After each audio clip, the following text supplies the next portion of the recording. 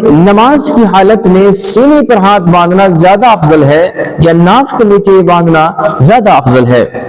کیونکہ نبی کریم صلی اللہ علیہ وسلم کی حدیث ہے صلو کما رأیتمونی اصلی، کہ لوگوں تم نماز ویسے ہی پڑھو جیسے مجھے پڑھتے ہوئے دیکھو۔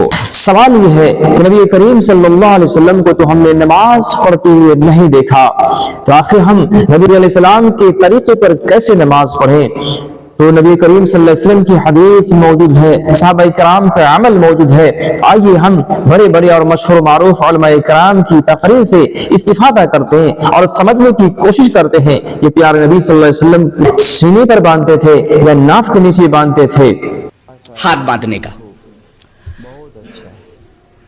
سینے پر ہاتھ باندھنے کی روایت امام ابن خزیمہ اپنی صحیح کے اندر لائے ہیں حضرت وائل ابن حجر سے۔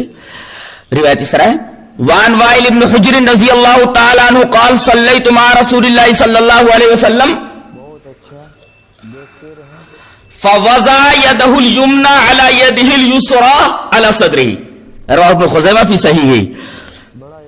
حضرت وائل ابن حجر فرماتے ہیں کہ میں نے رسول اللہ صلی اللہ علیہ وسلم کے پیچھے نماز پڑھی تو آپ نے اپنا دایاں ہاتھ بائیں ہاتھ کے اوپر رکھ کر کے سینے کے اوپر رکھ لیا۔ بعض لوگوں نے اس روایت کے اوپر کلام کیا ہے کہ اس کے اندر محمد بن اسماعیل ہیں جن کے اوپر کچھ کلام ہے، لیکن دو روایتیں، ایک حلب کی روایت ہے اور ایک طاؤس کی مرسل روایت ہے جسے حضرت امام ابو داؤد شریف کے اندر لائے ہیں، اور وہ مرسل روایت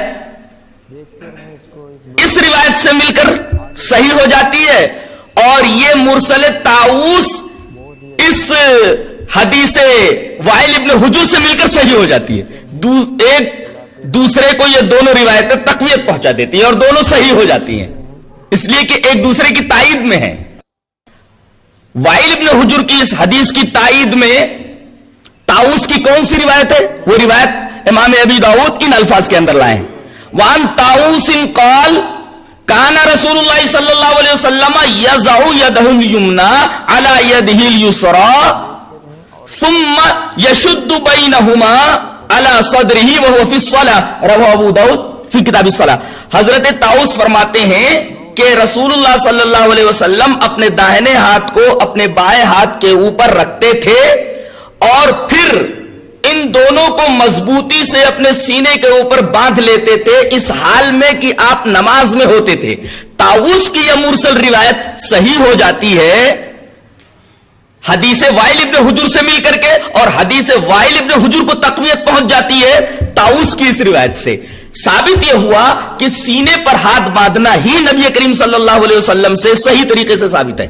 رہا مسئلہ ناف کے نیچے ہاتھ باندھنے کا، سو اس سلسلے میں حضرت علی کی ایک روایت ملتی ہے، وہ بھی ابو داؤد میں ہے۔ ابو داؤد میں وہ روایت کس طرح ہے جو مخالف کا مستدل ہے؟ روایت اس طرح ہے، وان ابی جحیفۃ ان علی رضی اللہ تعالی عنہ قال من السنۃ وضع الکف علی الکف فی الصلاۃ تحت السرہ، رواہ ابو داؤد فی کتاب الصلاۃ۔ حضرت ابو جحیفہ کہتے ہیں کہ حضرت علی رضی اللہ تعالیٰ عنہ نے یہ فرمایا کہ سنت یہ ہے کہ آدمی ہتھیلی کو ہتھیلی پر رکھ کر کے نماز میں ناف کے نیچے نیت باندھ لے۔ یہ حنفیہ کا مستدل ہے۔ وہ کہتے ہیں دیکھو ہمارے پاس بھی دلیل ہے، اگر تمہارے پاس سینے پر ہاتھ باندھنے کی دلیل ہے تو ہمارے پاس ناف کے نیچے ہاتھ باندھنے کی دلیل موجود ہے۔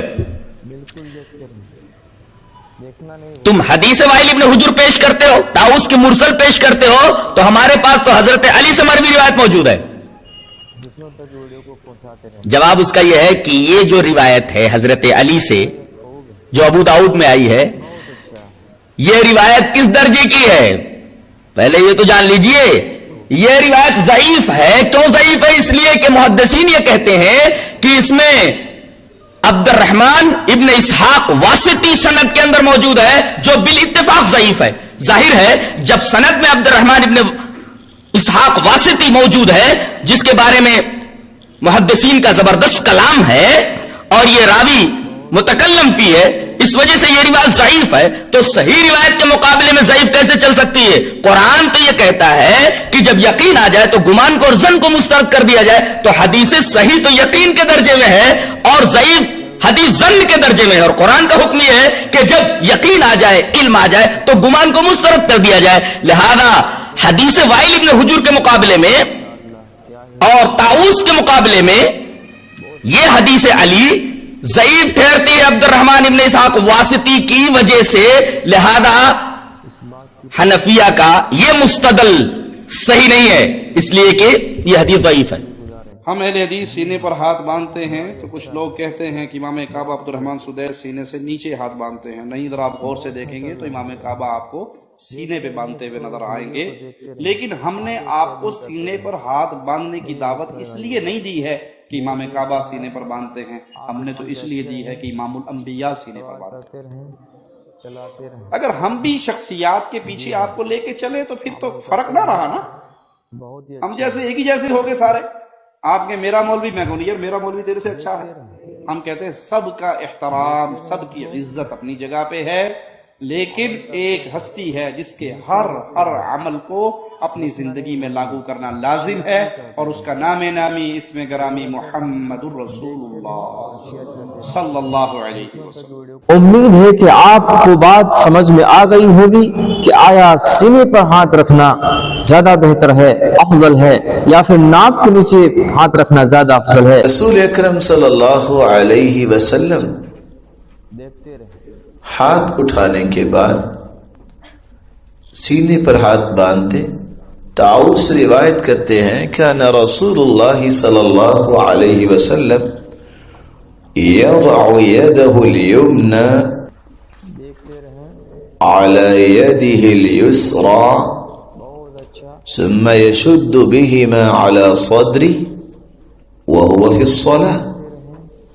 رسول اکرم صلی اللہ علیہ وسلم نماز میں اپنا دایاں ہاتھ بائیں ہاتھ پہ رکھتے، پھر ان دونوں کو اپنے سینے پر مضبوطی سے باندھ دیتے۔ صاحب یہ بتانے کی کوشش کر رہے ہیں کہ سینے پر جو ہاتھ باندھنے والی حدیثیں جتنی بھی ہیں وہ ساری کی ساری ضعیف حدیثیں، اور خود انہوں نے امام البانی رحمۃ اللہ علیہ کا حوالہ دیا کہ امام البانی نے بھی اس کو ضعیف کہا۔ اس کی بھائی دیکھیے، جس کے پاس دلائل نہیں ہوتے اور جو دلیل سے مجبور اور کمزور رہا کرتا ہے وہ اس قسم کے ہیلے اور بہانے ڈھونڈتا ہے نا، اور علماء کی باتوں کو دائیں بائیں سے کاٹ کر کے پیش کرتا ہے۔ ہم نے بھی سنا، مثال کے طور پر، ظاہر بات ان کی پوری باتوں کا جواب نہیں، لیکن ایک مثال دیتا ہوں۔ وہ یہ کہتے ہیں وائل ابن حجر کی حدیث کو البانی نے صحیح ابن خزیمہ میں ضعیف کہا ہے، حالانکہ یہ جھوٹ اور دھوکہ ہے۔ میں 100% جھوٹ نہیں کہتا، لیکن دھوکہ ہے۔ علامہ البانی رحمہ اللہ نے صحیح ابن خزیمہ کی جو روایت ہے کہا اسنادہ ضعیف، کیا فرمایا؟ اس کی سند ضعیف ہے، اس لیے کہ اس میں مؤمل ابن اسماعیل ہیں جن کے اوپر کلام ہے، لیکن حدیث کیا ہے؟ دوسرے شواہد کی وجہ سے صحیح ہے۔ تو گویا علامہ البانی حدیث کو صحیح کہہ رہے ہیں، اس سند کو ضعیف قرار دے رہے ہیں، اور سند کے ضعیف ہونے سے کسی حدیث کا ضعیف ہونا لازم نہیں ہے۔ سند کا ضعیف ہونا حدیث کے ضعیف ہونے کی ایک دلیل ہے، لیکن یہ کوئی ضروری نہیں ہے کہ جو سند ضعیف ہو وہ ساری کی ساری حدیثیں کیا ہیں؟ ضعیف ہیں، ایسا نہیں ہے۔ اس لیے کہ سینے پر ہاتھ باندھنے کی جو روایت ہے علامہ البانی رحمہ اللہ نے اس پر اچھی گفتگو کی ہے، اور ہر طالب علم سے میں کہوں گا کہ علامہ البانی نے اپنی اصل صراط النبی کے اندر جو 3 جلدوں میں ہے اس میں اس حدیث پر جو گفتگو کی ہے علمی، اس کو پڑھ لیں۔ حسن حدیث یا صحیح لغیرہ حدیث وہ کون ہوا کرتی ہے کہ حسن اپنے یعنی بذات خود تو اس کے اندر اتنی قوت نہیں کہ اسے حسن کہا جائے یا صحیح کہا جائے، لیکن 2-3 طرق اگر ایسے آ کر کے مل جاتے ہیں تو اس کو تقویت دیتے ہیں ہے کہ نہیں ہے؟ تو یہی معاملہ اس حدیث کا ہے. تو یہ کہہ دینا کہ علامہ البانی نے سینے پر ہاتھ باندھنے کی حدیث کو ضعیف کہا، یہ سراسر لوگوں کو دھوکہ دے رہا ہے. اب سامنے ان کے کوئی بیٹھا ہو، ہے کہ نہیں، اپنے میں بیٹھ کر کے تو ہر آدمی جو ہے اپنے آواز بلند کر لیتا ہے، تو سامنے ان سے اگر کوئی مقابلہ کرنے والا اور کہے کہ لاؤ دکھاؤ، لوگوں کو دکھا رہے ہو، ہمیں بھی دکھاؤ کہ کہاں صحیح ابن خزیمہ میں علامہ البانی نے کہا کہ یہ حدیث ضعیف ہے. جہاں پر اسنادہ ضعیف کہا اس کے پورے کی جو 1.5 سطر کی عبارت اس کو بھی تو آپ پڑھ کے سنائیے نا. جی اللہ کے نبی صلی اللہ علیہ وسلم سے پوری زندگی میں ہاتھ چھوڑ کر نماز پڑھنا یا ناف کے نیچے ہاتھ باندھنا ثابت نہیں ہے. عن وائل بن حجر قال صلیت مع رسول اللہ صلی اللہ علیہ وسلم ووضع يده اليمنى على يده اليسرى على صدره.